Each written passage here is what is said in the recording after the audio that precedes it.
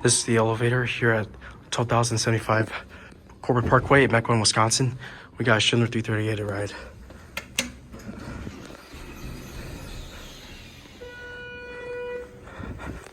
This was installed in 2003, so get ready for an epic motor. Let's go to 2. Re-leveled.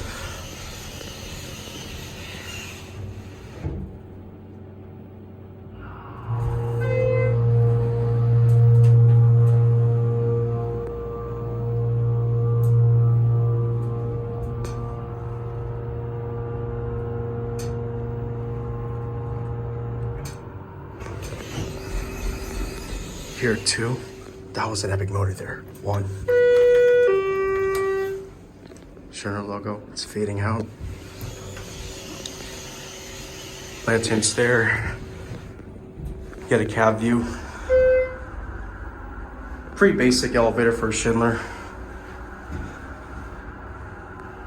Indicator. 35 inch capacity. HT standard buttons. That was the best motor I've ever heard on the Schindler 338. Yep, 2003. This is an older 338, so there it goes. This is the one of the better 338 installs ever made. That'll be it.